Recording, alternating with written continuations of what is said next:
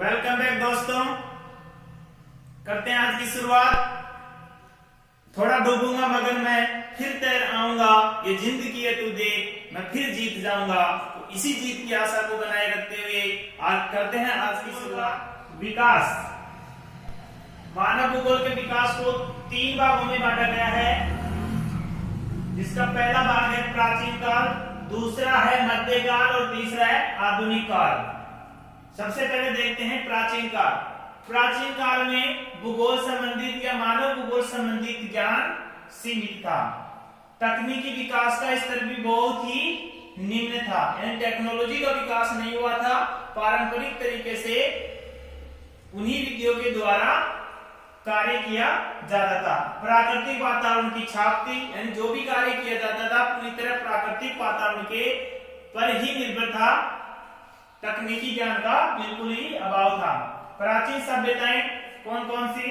भारत, चीन, यूनान, मिस्र और रोम। इन सभ्यताओं प्राकृतिक शक्तियों का प्रभाव पड़ा और यूं पड़ा कि प्रभाव सूर्य, वायु, अग्नि और जल, वर्षा आदि को क्या मानते थे? देवता मान करके उनकी पूजा करते थे। ठीक है, जिससे कि इनका संरक्षण हो सके, इनकी देखभाल हो सके।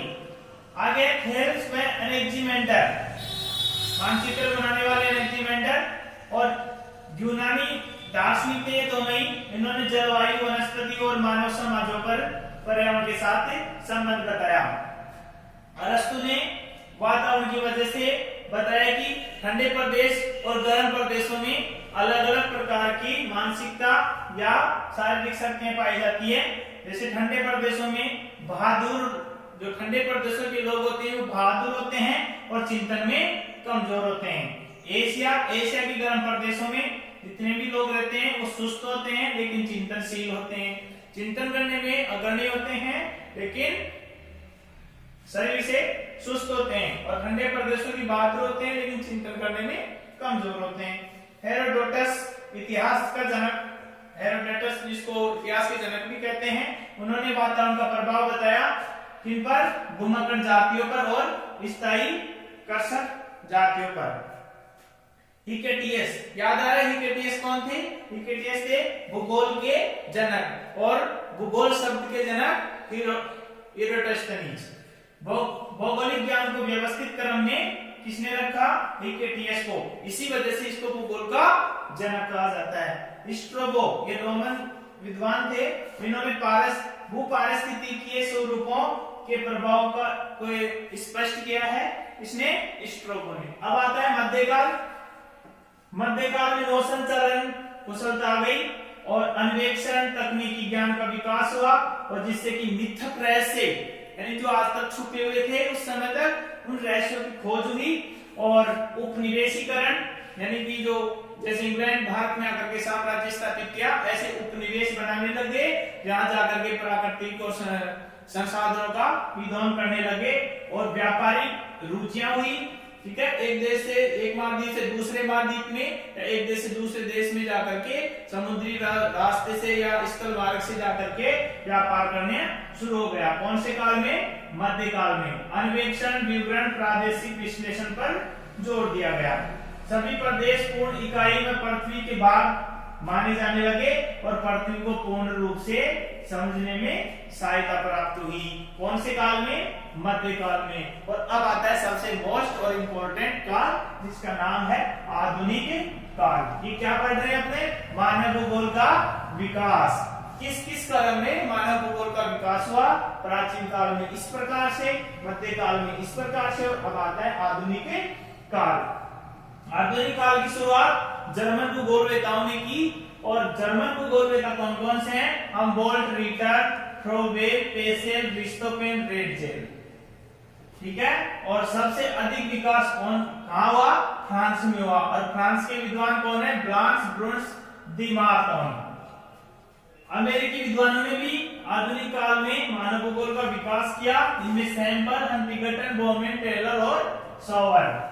ब्रिटेन में भी इसका विकास हुआ, हर्बर्टसन, मैकिंडर, रॉक्सबी और फ्लुअर। 3 विचारधाराओं का विकास हुआ। कौन से काल में? आधुनिक काल में। पहली विचारधारा है नियतिवाद, जिसका दूसरा नाम क्या है? निश्चयवाद। दूसरा नाम क्या है? निश्चयवाद, नियतिवाद और निश्चयवाद। और आगे दे रखा है संभववाद, संभववाद में, और तीसरा है नवनियतिवाद। तो नियतिवाद, संभववाद और नवनियतिवाद, तीन विचारधाराओं का विकास कौन से काल में हुआ? आधुनिक काल में। किसका?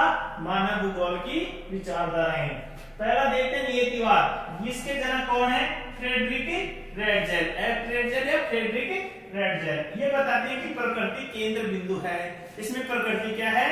केंद्र बिंदु, यानी कि वातावरण नियंत्रण है। वातावरण पूरी पृथ्वी को नियंत्रित करता है, मनुष्य की क्रियाओं को नियंत्रित करता है, मनुष्य पर पूर्णतः प्रकृति का नियंत्रण रहता है। यानी कि मनुष्य अगर प्रकृति का शोषण या विदोहन करना चाहेगा तो प्रकृति अपने आप द्वारा यानी स्वतः ही संतुलित हो जाती है। इसकी विचारधारा के अनुसार ये बात है। केंद्र बिंदु क्या है? प्रकृति, यानी कि सर्वेसर्वा कौन है? यूं कहें कि सर्वेसर्वा कौन है? प्रकृति है। दूसरी विचारधारा है संभववाद। इसके जनक है विडाल डी ब्लांस। ये कहां के थे? फ्रांस के। कहां के थे? फ्रांस के। ये देखिए फ्रांस के विद्वान ब्लांस। ठीक है। मानव केंद्र बिंदु है। इस संभववाद की विचारधारा में केंद्र बिंदु कौन है? मानव को केंद्र बिंदु माना गया है। यानी मानव प्रकृति द्वारा प्रस्तुत संभावना का स्वामी होता है। यानी प्रकृति में मानव कुछ भी बदलाव कर सकता है और अपनी संभावनाएं तलाश करके अपने अनुकूल प्रकृति को बना सकता है। जैसे कि कोई पर्वत है, उसको काट करके समतल मैदान मानव बना सकता है। ठीक है। कोई नदी है, उसको रोक करके आराम से मानव तालाब बना सकता है। जंगल को काट करके मैदान कर सकता है, कुआं खोद के पानी निकाल सकता है। अब इधर जो नियतिवाद की विचारधारा है, इसमें प्रकृति सर्वेसर्वा है। अगर मानव ने प्रकृति का विध्वंस ज्यादा किया, पेड़ पौधों को विनाश कर दिया, तो निश्चित रूप से प्रकृति क्या करेगी? संतुलित करने की कोशिश करेगी। बाढ़ ला करके उनके द्वारा जो सुख सुविधाएं प्राप्त करेगी, भूकंप आ जाएगा, ज्वालामुखी आ जाएगी, इनके द्वारा वो अपने आप को द्वारा संतुलित करने की कोशिश करती रहती है। तीसरी विचारधारा है नवनियतिवाद, जो 21वीं सदी की जो विचारधारा है, जिसके जनक है ग्रिफिथ टेलर। ग्रिफिथ टेलर ये अमेरिका के थे। ग्रिफिथ टेलर, इनकी विचारधारा की मानव और प्रकृति दोनों में सामंजस्य स्थापित किया जाता है। यानी कि जब मनुष्य ने प्रकृति का विध्वंस किया है, तो प्रकृति ने बदला लेकर के संतुलन करने की कोशिश की है। और जब प्रकृति ने मनुष्य पर जो प्राकृतिक आपदाएं लेके आई है, तो मनुष्य ने उसको भी संतुलित करने की कोशिश किया है। यानी दोनों एक दूसरे का पूरक है, सामंजस्य स्थापित है। अब कुछ महत्वपूर्ण तथ्य बचे हैं इस अध्याय नंबर 1 में, उनका भी अध्ययन कर लेते हैं। अन्य तथ्य 1930 के दशक में मानव भूगोल का विभाजन 2 शाखाओं के रूप में किया गया। इसकी पहली शाखा है सांस्कृतिक भूगोल और दूसरी शाखा है आर्थिक भूगोल। ये प्रश्न कई बार एग्जाम में पूछा जा चुका है, क्योंकि 1 नंबर का जो ट्यूशन आता है वो इतना आसानी आता है, छोटा ही आता है, तो आपको इसको पढ़ लेना है। अनेक उप शाखाएं जैसे राजनीतिक भूगोल, सामाजिक भूगोल और चिकित्सा भूगोल, ये इसकी अनेक शाखाएं। द्वितीय विश्व युद्ध 1945 के बाद स्थानीय संगठन उपागम द्वारा विभिन्न मानवीय क्रियाओं के प्रतिरूपों की पहचान की जा चुकी है और 1970 के बाद अनेक दार्शनिक विचारधाराओं का प्रभुत्व रहा और इसके विकास के लिए कार्य करते रहे। मानव कल्याण परक विचारधारा, स्वास्थ्य, शिक्षा और आवास संबंधित भी इससे विकास हुआ है। आचरण परक विचारधारा मानव की आर्थिक क्रियाएं, आर्थिक लाभ और मानसिक मानचित्र जो आचरण परक पर्यावरण के द्वारा इसका आकलन या आचरण परक विचारधारा में किया जाता है। मानव भूगोल निरंतर विकास के साथ गतिशील है। इसके साथ अध्याय नंबर 1 होता है यही समाप्त। नमस्कार।